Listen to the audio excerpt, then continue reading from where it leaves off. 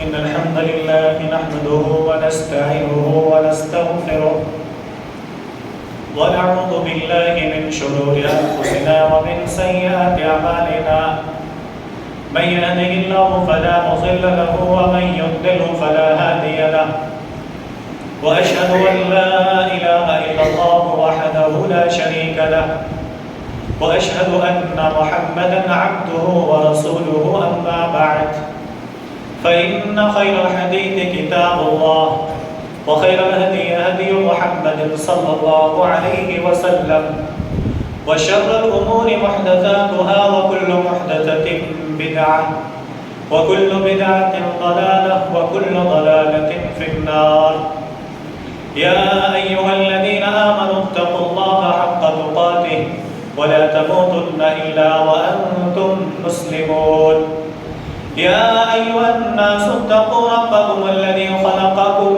من نفس واحدة وخلق منها زوجها وبث منهما رجالا كثيرا ونساء واتقوا الله الذي تساءلون به والأرحام إن الله كان عليكم رقيبا يا أيها الذين آمنوا اتقوا الله وقولوا قولا سديدا يصلح لكم أعمالكم ويغفر لكم ذنوبكم ومن يطع الله ورسوله فقد فاز فوزا عظيما أما بعد فأعوذ بالله من الشيطان الرجيم بسم الله الرحمن الرحيم قاف والقرآن المجيد بل عجبوا أن جاءهم منذر منهم فقال الكافرون هذا شيء عجيب أئذا متنا وكنا ترابا ذلك رجع بعيد قد علمنا ما تنقص الأرض منهم وعندنا كتاب حفيظ بل كذبوا بالحق لما جاءهم فهم في أمر مريج أفلم ينظروا إلى السماء فوقهم كيف بنيناها وزيناها وما لها من فروج والأرض مددناها وألقينا فيها رواسي وأنبتنا فيها من كل زوج بهيج تبصرة وذكرى لكل عبد منيب ونزلنا من السماء ماء مباركا فأنبتنا به جنات وحب الحصيد والنخل باسقات لها طلع نضيد رزقا للعباد وأحيينا به بلدة ميتا كذلك الخروج كذبت قبلهم قوم نوح وأصحاب الرس وثمود وعاد وفرعون وإخوان لوط وأصحاب الأيكة وقوم تبع كل كذب الرسل فحق وعيد أفأعينا بالخلق الأول بل هم في لبس من خلق جديد وقال الله سبحانه وتعالى في مقام آخر الذين آمنوا ولم يلبسوا إيمانهم بظلم أولئك لهم الأمن وهم مهتدون وقال تعالى ولا تهنوا ولا تحزنوا وأنتم الأعلون إن كنتم مؤمنين رب اشرح لي صدري ويسر لي أمري واحلل عقدة من لساني يفقهوا قولي سبحانك لا علم لنا إلا ما علمتنا إنك أنت العليم الحكيم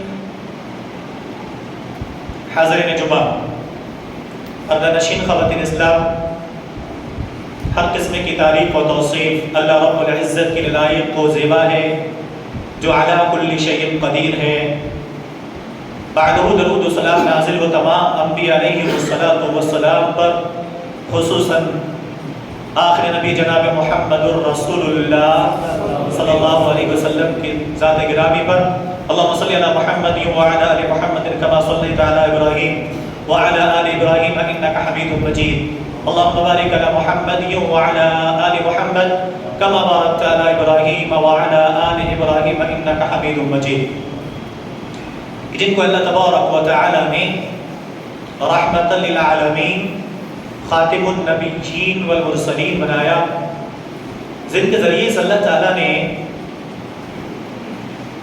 ہم تمام لوگوں کو آسمانی کتابوں میں سے بہترین اور سب سے اچھی کتاب دنیا کی قرآن کریم عطا کیا۔ اور سب سے بڑی بات یہ ہے کہ اللہ کے نبی صلی اللہ علیہ وسلم کے ذریعے سے اللہ تعالیٰ نے ہم سب کو یہ پیغام بھی دیا کہ کس طریقے سے ہم اور آپ دنیا آخرت دونوں جہان میں بہترین جگہ حاصل کر سکتے ہیں۔ صرف ضرورت اس بات کی ہے کہ ہم اور آپ اللہ اور اس کے رسول محمد صلی اللہ علیہ وسلم کے طریقے پر اگر چلنا شروع کر دیں تو پھر انشاءاللہ العزیز ایک دوسرے کو کسی سے شکایت نہ ہوگی، اور ہمیں آپ کو یہ بھی کہنا نہیں پڑے گا کہ آج ہم اور آپ بہت تکلیف میں ہیں، بہت کرب و الم کے دور سے گزر رہے ہیں۔ حضرات گرامی، سب سے پہلے آپ کی یاد دہانی کراتا چلوں، تاریخی اعتبار سے اگر بات کریں تو 29 جمادی الاخر 1445 ہجری مطابق 12 جنوری 2024 جس سے ہم اور آپ گزر رہے ہیں، مہینے کے اعتبار سے صرف اتنی سی بات حدیث کی روشنی میں کہوں گا۔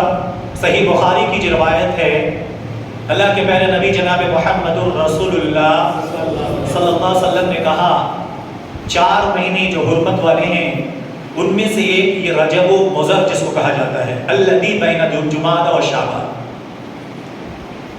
تو اس مہینے کے اندر شروعاتی دور میں تو کچھ خاص عمل نہیں، بس اس ایک بات یاد رکھیں کہ اس مہینے کی حرمت کا خیال رکھیں۔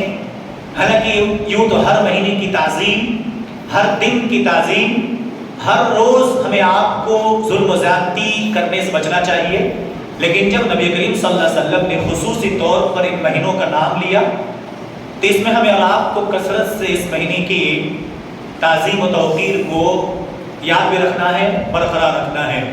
لیکن جب 15 رجب گزر جاتا ہے اس کے بعد کچھ دین کے اندر شریعت سمجھ کے بدعات و خرافات کی باتیں کی جاتی ہیں، سنت سے ہٹ کے ہم لوگ کچھ عمل کرتے ہیں، اور پھر جو ہے کہ ہم یہ بھی شکایت کرتے ہیں کہ دیکھو اللہ تعالیٰ کی مدد ہمارے اوپر نہیں آتی ہے۔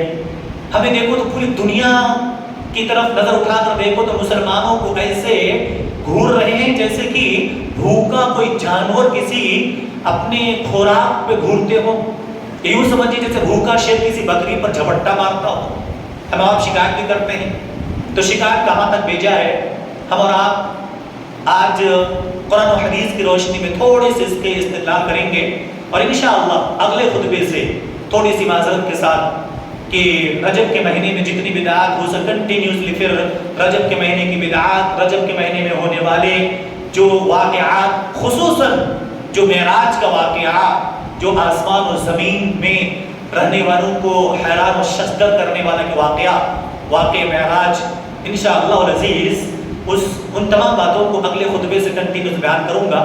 لیکن اس سے پہلے ان باتوں کو جاننا ضروری ہے کہ آخر پوری دنیا کے اندر جہاں مسلمانوں نے، چند لوگوں نے پوری دنیا کو پریشان کر دیا، پوری دنیا کے لوگ پریشان ہو گئے کہ کس طریقے سے مسلمان کامیاب ہوئے، پھر کیا وجہ تھی کہ آج مسلمان اتنے بیکار، یوں سمجھیے پہلے تخت و تاج کو انہوں نے ٹھوکر پہ رکھا تو ان کا مقام بلند تھا، آج جب مسلمانوں نے تخت و تاج کے ہوس میں پڑ گئے تو پھر وہ خود پیر کے ٹھوکر پہ آ گئے۔ قرآن کریم میں اللہ تعالیٰ نے ان چیزوں کا ذکر کیا کہ وَلَا تَهِنُوا وَلَا تَحْزَنُوا وَأَنْتُمُ الْأَعْلَوْنَ إِن كُنتُم مُؤْمِنِينَ، کہ مومنو تمہیں غم کرنے کی ضرورت نہیں ہے، فکر کرنے کی ضرورت نہیں ہے، ہمیشہ بلند تم رہو گے، ہمیشہ اونچا مقام تمہارا رہے گا، لیکن کنڈیشن یہ ہے، شرط یہ ہے کہ تم مومن ہو۔ تو اب پھر ہمیں سوچنا ہے کیا ہمارے اندر وہ مومنانہ صفات ہے یا نہیں ہے؟ نہیں ہے تو شکایت کرنے کی ضرورت بھی نہیں ہے، کیونکہ کھڈا ہم خود کھود رہے ہیں. جب ہم خود گڈھا کھودیں گے اس میں خود گریں گے. ہم مومن نہیں ہوں گے اللہ کی مدد نہیں آئے گی. ہم مومن نہیں ہوں گے اللہ تبارک و تعالی حفاظت نہیں کرے گا. ہم مومن نہیں ہوں گے مومنانہ صفات ہمارے اندر نہیں پائی جائے گی تو کوانٹٹی کتنی بھی ہو جائے کوئی فرق نہیں پڑنے والا ہے, کوئی فرق نہیں پڑنے والا. اور تعجب اس بات کی ہے, ذرا سے آج کے خطبے کو غور سے آپ سماعت کیجئے, اپنا وقعت اپنی حیثیت پتہ لگے گا ہم سب کو. اس وقت پوری دنیا کے اندر تقریباً 57 یا 58 یا 58 ممالک ایسے ہیں جس کا لیڈر مسلمان کہلاتا ہے. ایک نہیں دو نہیں بلکہ 50+7 یا 50+8 ممالک ایسے ہیں جن کے لیڈر مسلمان ہیں. چاہے مسلمان تخت و تاج کا مالک ہے. یعنی کہ اگر آپ دیکھ لیں تقریباً ہر 4 یا 5 انسان میں ایک انسان مسلمان ہے. پوری دنیا کی بات کر رہا ہوں, آپ کے ہندوستان, ہمارے ہندوستان, پاکستان, ایشیا کی بات نہیں کر رہا. پوری دنیا کے اندر ہر 5واں یا 4تھا آدمی کیا ہے؟ مسلمان. اتنی بڑی تعداد آج مسلمانوں کی ہے.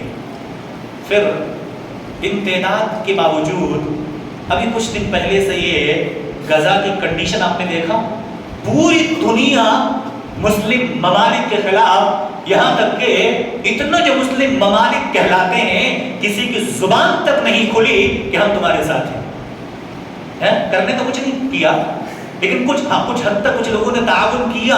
گھر ٹوٹنے کے بعد اس کے گھر بنانے سے کیا فائدہ؟ گھر ٹوٹنے کے بعد اس گھر کا لاش نکلنے کے بعد جنازہ پڑھنے کی کیا ضرورت ہے؟ جب پورے گھر کی جنازہ ہی نکل جائے تو اس بستی کے رہنے نہ رہنے سے فائدہ کیا ہے؟ اب اس کے بعد مسلمان کیا کہتے ہیں؟ مدد کرتے ہیں.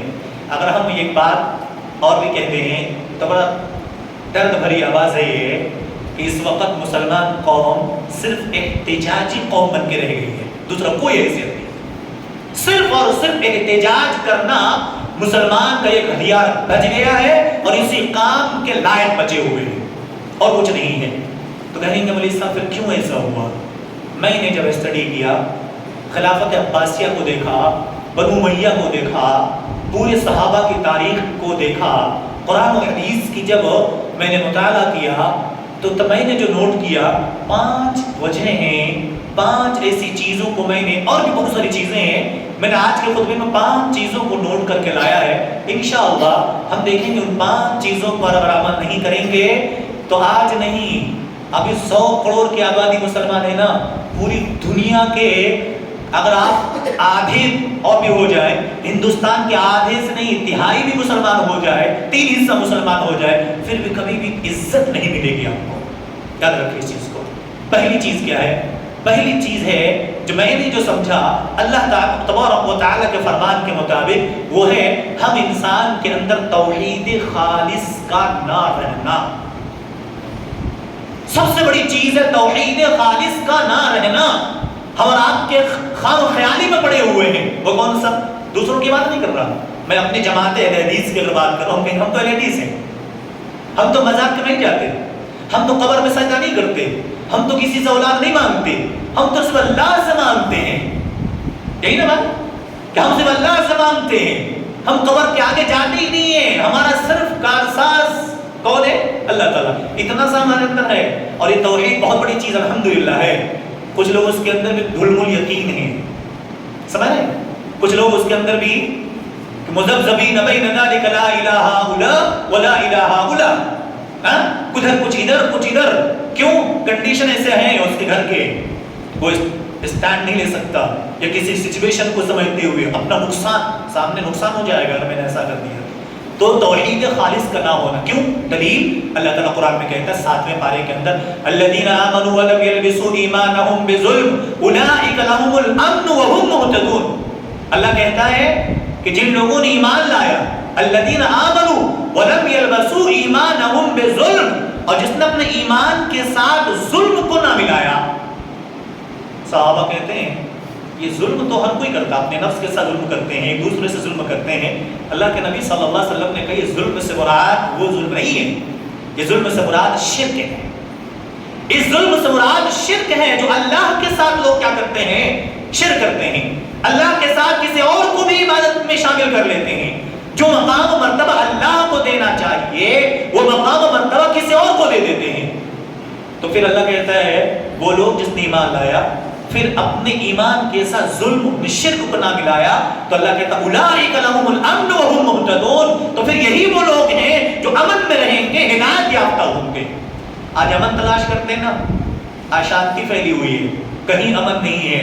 نہ تو انسان کو دل کے اندر امن و سکون ہے، نہ تو گھر کے اندر امن و سکون ہے، نہ تو معاشرے میں امن و سکون ہے، نہ تو کہیں بھی انسان کو گھر سے باہر نکلنے کے بعد امن و سکون کی کوئی سراغ نظر آتی ہے.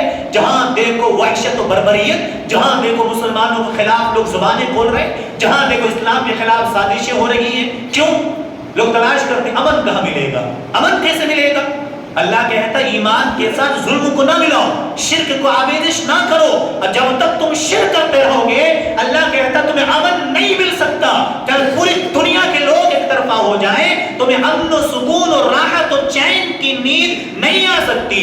امن و سکون تو اسے ملے گا جو شرک نہیں کرے گا. آپ ایک بات اور کہیں گے کہ بھئی ہم تو شرک نہیں کرتے تو اللہ تعالیٰ ہم سب کے لیے بھی ایک بات کہی ہے.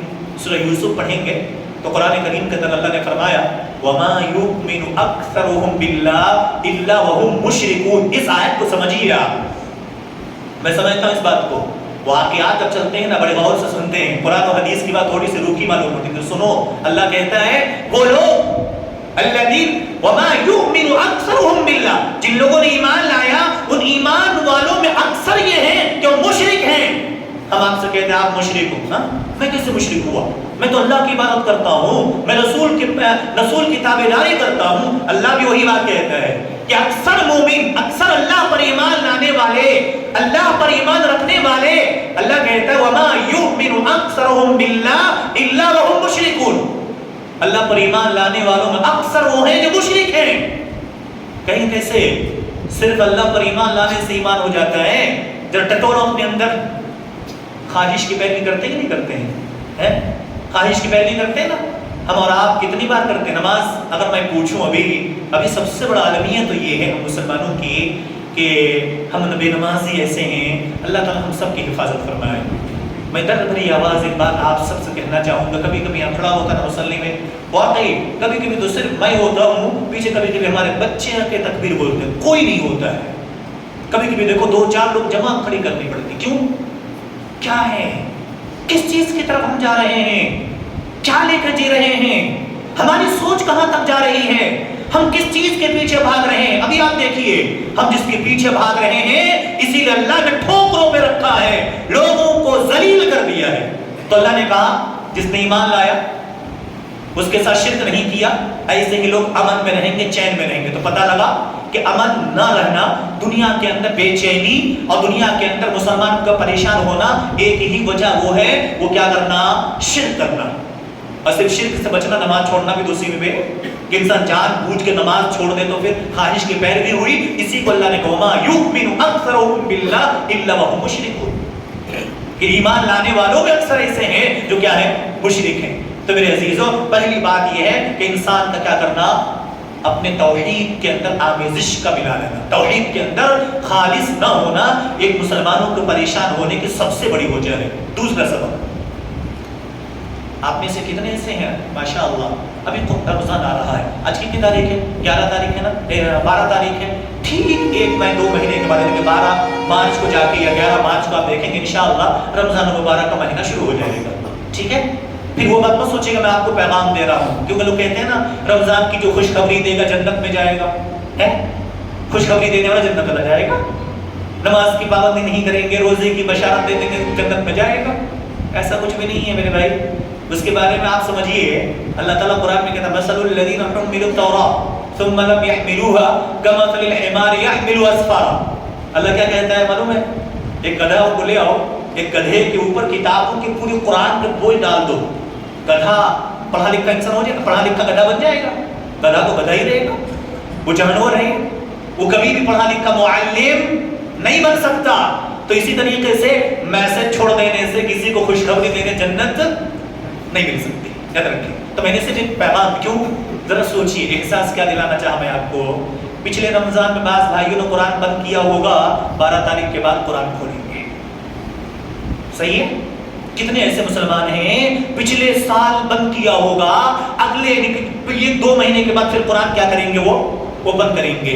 اور اللہ نے قرآن مسلمانوں کے ذلیل ہونے کا دوسرا سبب یہ ہے کہ انسان نے قرآن کو چھوڑ دیا ہے، قرآن پر عمل کرنا ہم نے چھوڑ دیا ہے. ابھی اگر پوچھوں آپ تمام سے کتنے ایسے لوگ ہیں جن کو سورۃ الفاتحہ کا ترجمہ تک معلوم نہیں ہے، پوری زندگی ہماری ختم ہو گئی، ایسا اس نے کیا ویسا اس نے کیا. تم نے کون سا کیا کیا بھائی؟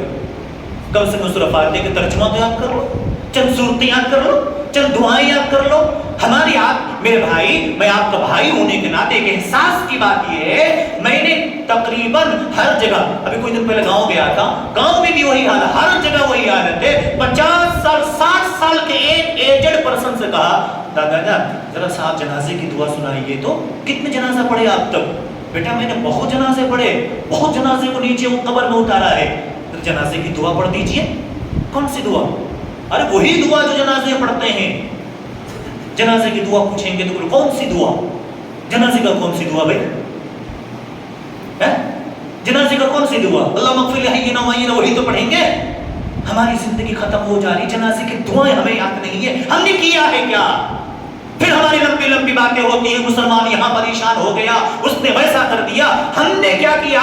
اتنی ہمارے اندر یہ ہے، ہمیں جنازے کی دعا تک یاد نہیں ہے. ہم پوری دنیا پر حکومت کرنا چاہتے ہیں، ہم چاہتے ہیں کہ ہمیں دیکھ کر لوگ سلام کریں. نہیں ہو سکتا. اللہ تعالیٰ قرآن میں کہتا ہے کہ سنو، کل قیامت کے دن اللہ اکبر سب سے بڑی بات ہے، ہم سب جانتے ہیں نا، میرے آپ کے نبی کل قیامت کے دن ہمارے لیے شفاعت کریں گے کہ نہیں کریں گے؟ انشاءاللہ. اور آپ کو معلوم ہونا چاہیے اللہ کے نبی کی شفاعت کے بعد ہی لوگوں کے بیڑا بھی پار لگے گا، ہے نا. تو اللہ کے نبی صلی اللہ علیہ وسلم شفاعت کریں گے اللہ تعالیٰ سے. اگر اللہ تعالیٰ سے میرے آپ کے نبی میرے خلاف ہمارے اگینسٹ اگر کھڑے ہو جائیں، بولو پھر کیا ہوگا؟ اللہ تعالیٰ قرآن میں کہتا ہے، قرآن پڑھیے 19واں پارہ پڑھیے، وقال الرسول، رسول کہیں گے یا ربی، اے ہمارے رب، ان قوم اتخذوا هذا القرآن مہجورا، اے ہمارے رب یہ میری قوم کے لوگ ہیں جس نے قرآن کو چھوڑ رکھا تھا. کیا جواب دو گے؟ آج ایک لائر ہائر کرتے ہیں نا کیس کو ڈیفنس کرنے کے لیے، اپنے آپ کو بچانے کے لیے، لائر کو لاکھوں روپے دے کے تاکہ ہمارے موافق بات کرے، جھوٹی بات کرے، تاکہ ہمیں بچائے، ہمیں اس بندے سے کسی بھی طریقے سے نکال لے، ہم بری ہو جائیں. اور کل قیامت کا دن ہوگا، رب العالمین کی حکومت ہوگی، اللہ تبارک و تعالی بیٹھا ہوگا، اس کے سامنے میرے آپ کے نبی کہیں گے اے ہمارے رب یہ ہماری قوم کی لوگ ہیں جس نے قرآن کو چھوڑ دیا تھا. کیا جواب دو گے؟ کیا جواب ہوگا ہمارا؟ 60 سال زندگی گزر گئی، 30 سال زندگی گزر گئی، 50 سال زندگی گزر گئی، ہمیں قرآن صحیح سے پڑھنا نہیں آیا، نماز کی دعائیں ہمیں یاد نہیں ہوئی، جنازہ پڑھنے کا طریقہ معلوم نہیں ہوا. آج تو قسم اللہ تبارک و تعالیٰ کی، کئی جگہ کبھی جنازے کے اتفاق کرتا پڑھنے کا نا، اللہ تعالیٰ سب کو ہدایت نصیب عطا فرمائے. کچھ لوگ 30 سیکنڈ کے اندر جنازے کی نماز ہی کمپلیٹ کر دیتے ہیں، پتہ نہیں کیا پڑھتے. 30 سیکنڈ کے اندر آپ دیکھ لو، میں غلط ہوں تو آپ جاؤ کبھی قبرستان میں، 30 سے 40 سیکنڈ کے اندر آپ گھڑی دیکھو جنازے کی نماز ہی فنش ہو جاتی ہے. کیا طریقہ ہے؟ نبی نے کیا طریقہ سکھایا، ہم کون سا طریقے پر عمل کر رہے ہیں؟ اللہ تبارک و تعالیٰ سے کل ہمارے آپ کے نبی شکایت کریں گے ہماری آپ کی کہ میری قوم کے لوگوں نے قرآن کو چھوڑ دیا تھا. اور دوسری وجہ یہی ہے کہ ہم نے قرآن کو چھوڑ دیا، اللہ نے ذلیل کر دیا ہے. ایک حدیث پڑھنا چاہوں گا، اللہ کے نبی جناب محمد رسول اللہ صلی اللہ علیہ وسلم کی حدیث ہے. وعن جبیر بن مطعم رضی اللہ عنہ قال قال رسول اللہ صلی اللہ علیہ وسلم كنا مع النبی صلی اللہ علیہ وسلم بالجحفہ. اس کے بعد کہتے ہیں کہ فقال الیس تشہدون لا الہ الا اللہ وحدہ لا شریک لہ وانی رسول اللہ وان القرآن جاء من عند اللہ. حضرت جبیر بن مطعم کہتے ہیں کہ ہم لوگ جحفہ میں تھے تو اللہ کے نبی کے ساتھ، تو اللہ کے نبی آئے. ذرا غور سے سنیے گا اس روایت کو. اللہ کے نبی صلی اللہ علیہ وسلم کی اس حدیث کو کہتے ہیں اللہ کے نبی تشریف لے آئے اور آنے کے بعد اللہ کے رسول صلی اللہ علیہ وسلم کیا کہتے ہیں معلوم ہے؟ الیس تشہدون لا الہ الا اللہ، کیا تم گواہی نہیں دیتے کہ اللہ تبارک و تعالیٰ کی ذات کے سوا کوئی معبود برحق نہیں ہے، اللہ ایک ہے؟ وَأَنِّي رَسُولُ اللَّهِ، اور میں اللہ کا رسول ہوں، میں اللہ کا آخری رسول ہوں، آخری پیغمبر ہوں۔ وَأَنَّ الْقُرْآنَ جَاءَ مِنْ عِنْدِ اللَّهِ، کیا تم اس بات، ان تین باتوں کی گواہی دیتے ہو؟ یاد رکھیے تین باتیں ہیں، کیا؟ پہلی چیز اللہ تبارک و تعالیٰ کے سوا کوئی معبود برحق نہیں، دوسری کہ میں اللہ کا آخری رسول ہوں، تیسرا قرآن اللہ تبارک و تعالیٰ کی طرف سے نازل کردہ کتاب ہے۔ تو صحابہ کیا کہتے ہیں؟ قلنا بلا یا رسول اللہ صلی اللہ علیہ وسلم، کیوں نہیں؟ ہم لوگ اس بات کی گواہی دیتے ہیں کہ اللہ کے سوا کوئی معبود نہیں، ہم اس بات کی بھی گواہی دیتے ہیں کہ آپ اللہ کے آخری رسول ہیں، ہم اس بات کی بھی ایمان رکھتے ہیں، گواہی دیتے ہیں کیا؟ کہ قرآن اللہ کی طرف سے نازل کردہ کتاب ہے۔ جب یہ بات کہا تو اللہ کے نبی صلی اللہ علیہ وسلم کہتے ہیں قال فابشروا، خوش ہو جاؤ۔ اللہ کے نبی بشارت دیتے ہیں یہ تین باتیں پکے ہو، تین باتوں پر عمل کر رہے ہو، تین باتوں کے مطابق تمہارا ایمان ہے، اس کے مطابق عمل ہے، تو تمہارے لیے بشارت ہے۔ بشارت کیا ہے؟ کہتے ہیں فَإِنَّ الْقُرْآنَ طَرْفُهُ بِيَدِ اللَّهِ وَطَرْفُهُ بِأَيْدِيكُمْ فَتَمَسَّكُوا بِهِ فَإِنَّكُمْ لَن تَضِلُّوا بَعْدَ۔ اللہ کے نبی صلی اللہ علیہ وسلم کہتے ہیں کہ سنو بشارت، خوشخبری تمہارے لیے، کیا؟ کہا کہ قرآن کا ایک سرا اللہ تعالیٰ کے ہاتھ میں ہے، سمجھ لیجیے پیپر میرے ہاتھ میں ہے، کہتے ہیں اللہ کے نبی کہ قرآن کا ایک سرا، قرآن کا ایک سائڈ اللہ کے ہاتھ میں ہے اور دوسرا تمہارے ہاتھ میں، وَطَرْفُهُ بِأَيْدِيكُمْ، دوسرا سرا تمہارے ہاتھ میں۔ یہ یوں سمجھیے لکڑی ہے، ایک طرف سرا اللہ کے ہاتھ میں اور دوسرا سرا انسانوں کے ہاتھ میں۔ اللہ کے نبی نے مثال دیا، خوشخبری تمہارے لیے، اس قرآن کا ایک سرا اللہ کے ہاتھ میں ہے اور دوسرا سرا تمہارے ہاتھ میں ہے۔ تو اللہ کے نبی کہتے ہیں فَتَمَسَّكُوا بِهَا، اس کو مضبوطی سے تھامے رکھو، اس کو مضبوط پکڑو۔ کیوں؟ اللہ کے نبی صلی اللہ علیہ وسلم کہتے ہیں لَن تَضِلُّوا بَعْدَهُ أَبَدًا، اگر تم نے قرآن کو مضبوطی سے پکڑ لیا تو تم کبھی بھی گمراہ نہیں ہوگے، کبھی بھی ذلیل نہیں ہوگے۔ کیوں نہیں ہوگے؟ تم مضبوطی سے پکڑ لو، اس لیے کہ اس کا ایک سرا اللہ کے ہاتھ میں ہے اور اللہ کے ہاتھ میں ہے، تمہارے ہاتھ میں ہو، پھر اللہ کا تمہارا کنیکشن اگر جڑا رہے تو پھر تم کبھی بھی ذلیل نہیں ہوگے، کبھی بھی نہیں گرو گے۔ کوئی بہت مثل مشہور ہے، پتہ ہے مثل نہیں حقیقی بات ہے۔ ایک بچہ، ایک عورت، ایک ماں اپنے بچے کو ہاتھ پکڑ کے کسی پانی کے کنارے سے گزر رہی ہے اور پھسلنے کا ڈر ہوتا ہے یا ڈوبنے کا ڈر ہوگا۔ جو اولڈ لوگ ہیں، پرانے لوگ ہیں، معلوم ہوگا جب پانی سے پہلے گزرتے ہوں گے تو بچے کو پکڑتے ہیں، تو ماں نے بچے سے کہا بیٹے انگلی کس کے پکڑو، سخت پکڑو، اس لیے کہ تم گر نہ جاؤ۔ تو بچہ کہتا ہے امی جان میں نہیں پکڑوں گا بلکہ آپ میرا ہاتھ پکڑ لیجئے۔ سمجھ میں آئی بات؟ ماں نے بیٹے سے کہا بیٹا انگلی مضبوط پکڑو، لیکن بیٹا کہتا امی جان ایسا نہیں ہے، آپ میرا ہاتھ پکڑیے۔ پتہ ہے کیوں؟ بچے کو پتہ ہے میرا ہاتھ چھوٹ سکتا ہے لیکن امی کی ہاتھ سے ہم کبھی نہیں چھوٹ سکتے، اس کو یقین ہوتا ہے۔ آپ جانتے بچے کو اچھالتے ہو، سال 2 سال کے بچے کو اچھالتے ہو، وہ بچہ ہنستا ہوتا، پتہ ہے کیوں؟ اس بچے کا اندر ٹرسٹ ہوتا ہے، اتنا گمان ہوتا ہے کہ مجھے گرنے نہیں دے گا، ایک بار گرا کے دیکھو دوبارہ وہ کبھی بھی آپ کو اچھالنے سے نہیں ہنسے گا، اسے اعتماد ٹوٹ چکا ہوگا۔ اسی لیے کہتے ہیں بچہ اچھلتا کیوں ہے، ہنستا کیوں ہے؟ اسے اعتبار ہے کہ میرا باپ یا مجھے جو اچھال رہا وہ کبھی گرنے نہیں دے گا۔ ایسے ہی قرآن ایک اللہ کے ہاتھ میں ایک سرا، دوسرا انسانوں کو، اور اللہ تعالیٰ کے نبی صلی اللہ علیہ وسلم کہتے ہیں فابشروا، بشارت ہو، تم نے قرآن کو اگر مضبوطی پکڑ لیا تو تم کبھی بھی گمراہ نہیں ہوگے، تم کبھی بھی ذلیل نہیں ہوگے۔ آج قرآن ہے ہمارے پاس، قرآن ہے نا ہمارے پاس 2 کام کے لیے۔ کون سا کام ہے بھائی؟ 2 کام کرتے ہیں۔ کون سا؟ کوئی مر گیا تو قرآن پڑھو، قرآن خوانی کرواؤ، کہیں کوئی سامان لاس ہو گیا، کچھ ہو گیا تو قسم اٹھاؤ، قرآن اٹھاؤ، قسم کھاؤ۔ 2 کام ہمارے قرآن میں۔ ابھی جا کر ٹیسٹ کرو، خواتین حضرات ماشاء اللہ خواتین پڑھتی ہیں۔ میں نے کبھی کہا تھا نا رمضان بھی آ رہا نا، موازنہ کیجئے گا، رمضان گزر جائے گا لیکن کیا کریں گے؟ سحری عورتیں بنائیں گے، پینشن لے کے بیچاریاں سوتی ہیں۔ آپ گھومتے ہو، آپ مسجد میں دیکھیں گے آ کر عصر کی نماز پڑھ کے آرام سے لیٹ جائیں گے، ہے کہ نہیں؟ گھنٹہ 2 گھنٹہ، کیوں؟ سست ہو گیا ہے۔ جاؤ پوچھو گھر میں، امی کو پوچھو، بہن سے پوچھو، بیوی سے پوچھو، وہی بیچاری کھڑے کھڑے ہم سب کے لیے کیا کرتی ہیں؟ افطاری کی تیاری بھی کرتی ہیں، جھوٹے بھی دھوتی ہیں، آپ کا بچ گیا تو کھا لیتی، ورنہ سبحان اللہ، ہم تو وہ ہوتے ہیں انسانی. پھر وہ جھوٹے بھی پاک کرتی ہیں، پھر وہ تراویح کی نماز ہم سے زیادہ پڑھتی ہیں. ہم آپ میں سے بعض وقت تو سلام تیرے فرض نماز ہوا غائب، وہ چوراہے پہ ضرور گھومتے ہیں، بیچاریاں تراویح بھی پڑھتی ہیں الحمدللہ.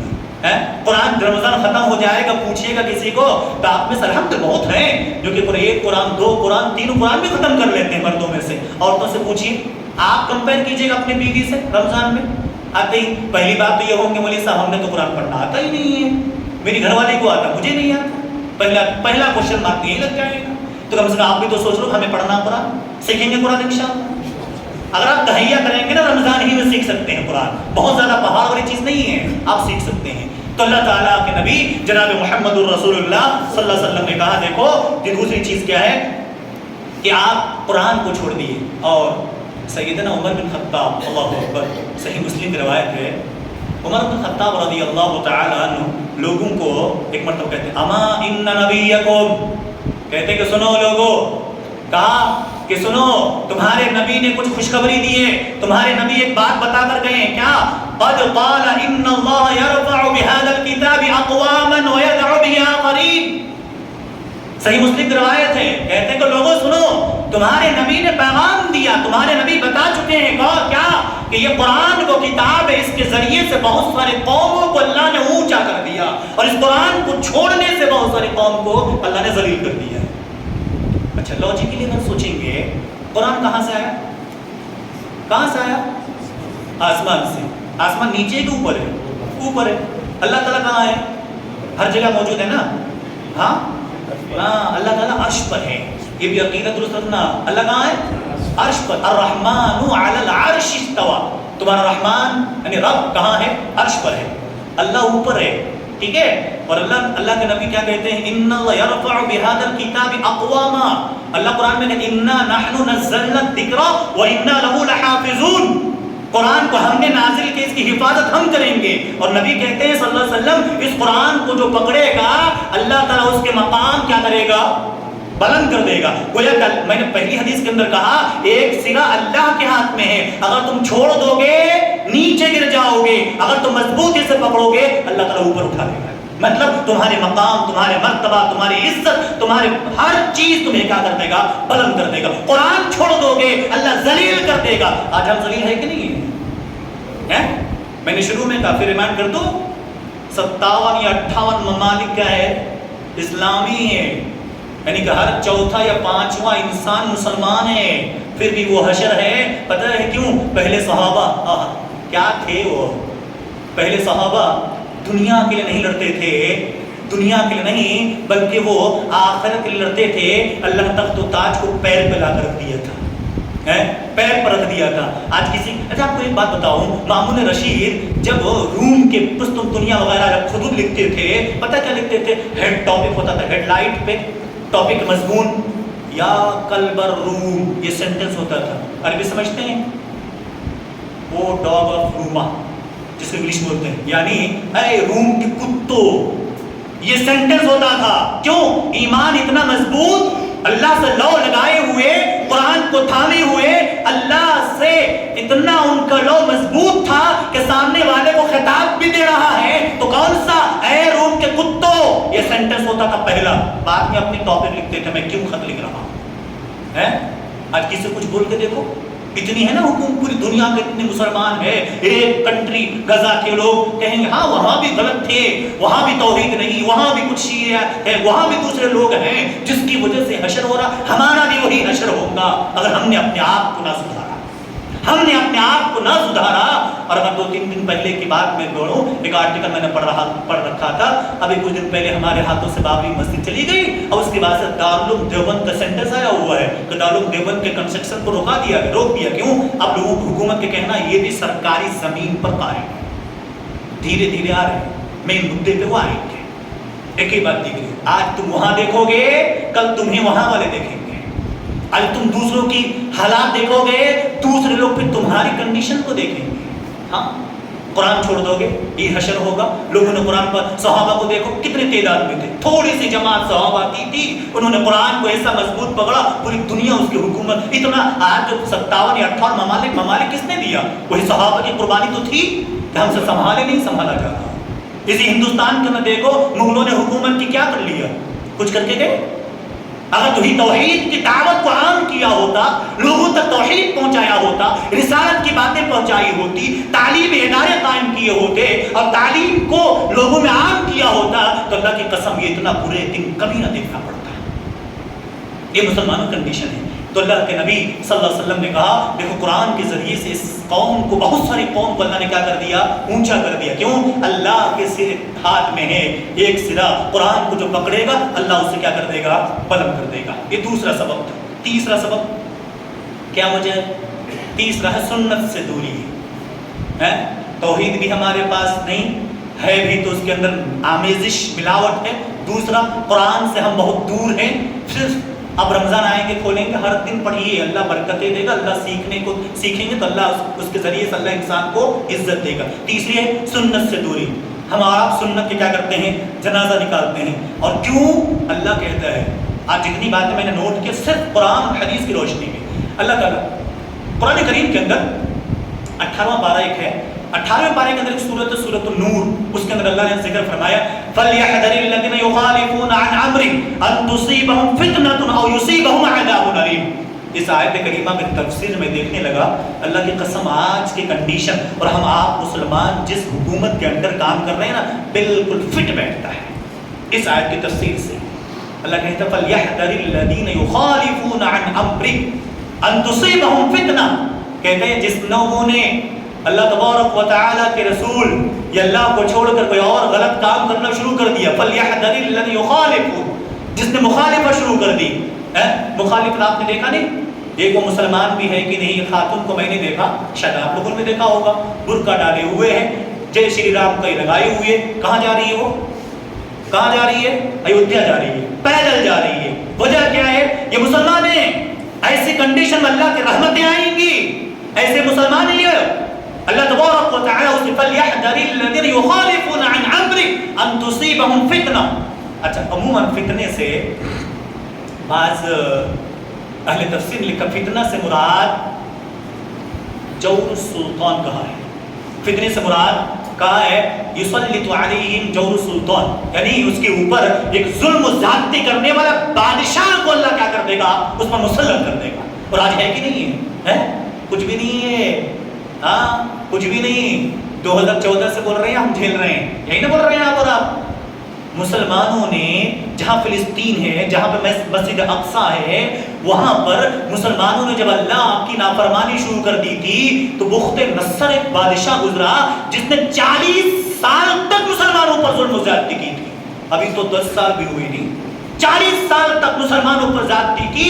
کہا جاتا, مورخ کہتے ہیں اتنا ظلم کیا تھا, جب گھوڑے دوڑتے تھے تو ان کا ٹاپ, ان کا پاؤں انسانی خون سے پورا لت پت ہو جاتا تھا. کیوں؟ فَلْيَحْذَرِ الَّذِينَ يُخَالِفُونَ عَنْ أَمْرِهِ أَن تُصِيبَهُمْ فِتْنَةٌ.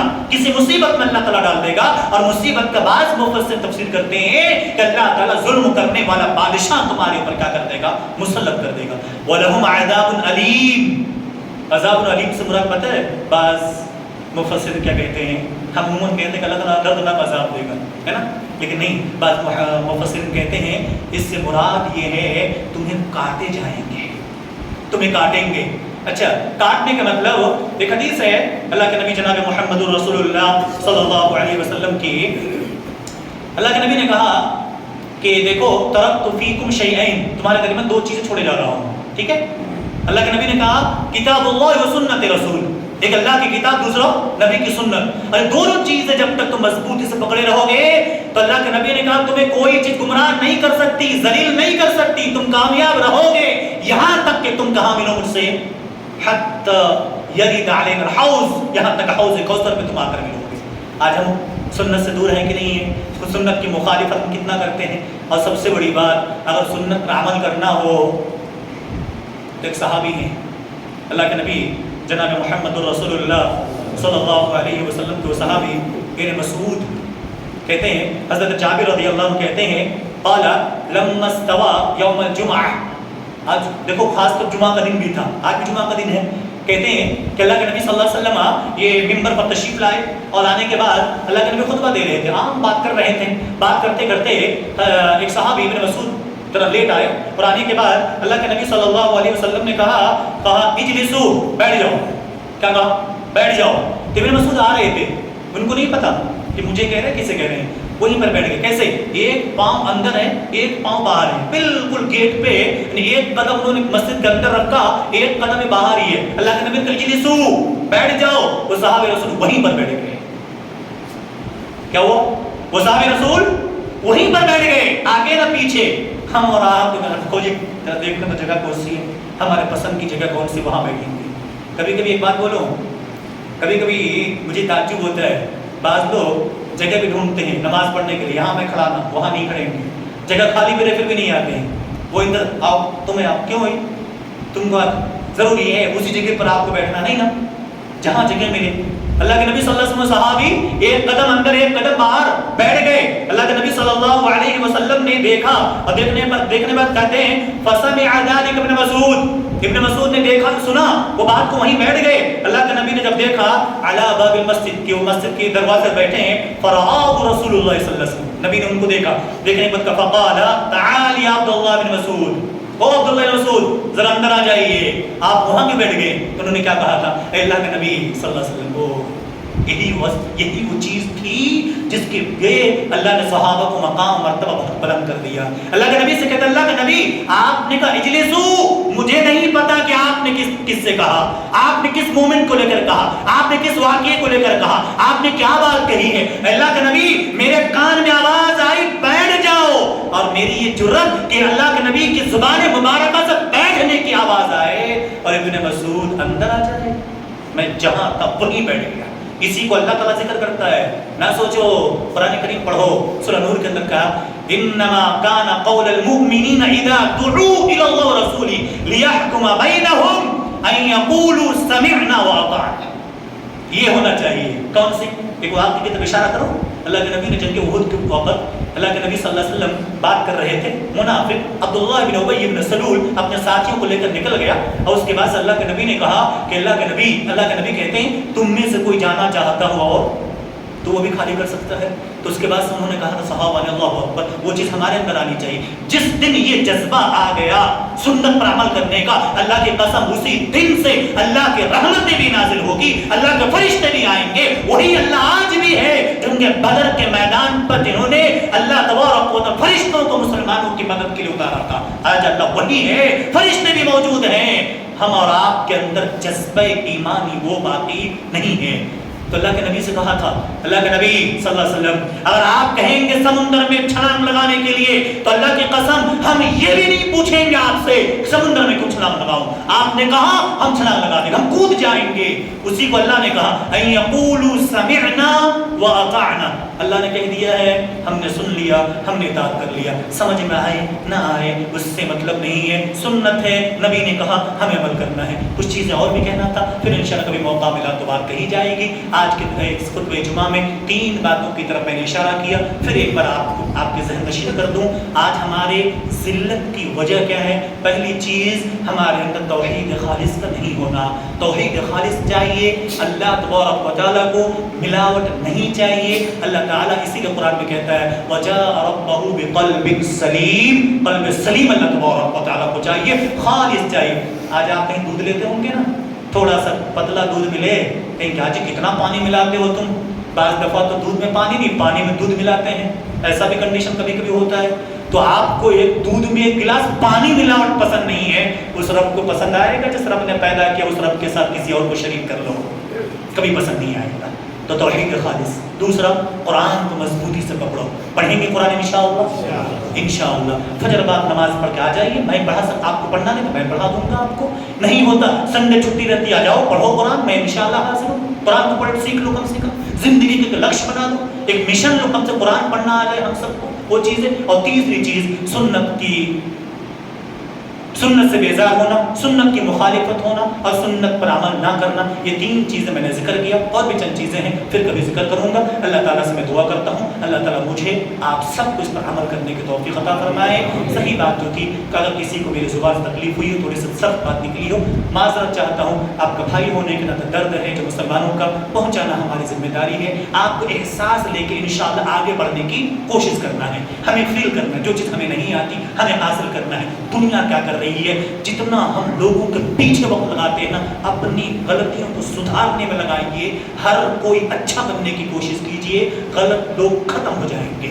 ہمیں غلط اچھے لوگوں کو تلاش مت کیجیے، خود اپنے آپ اچھا بننا شروع کر دیجیے، غلط لوگوں کا کیا ہو جائے گا، خاتمہ ہو جائے گا۔ اللہ مجھے آپ کا عمل کی توفیق عطا فرمائے، آمین۔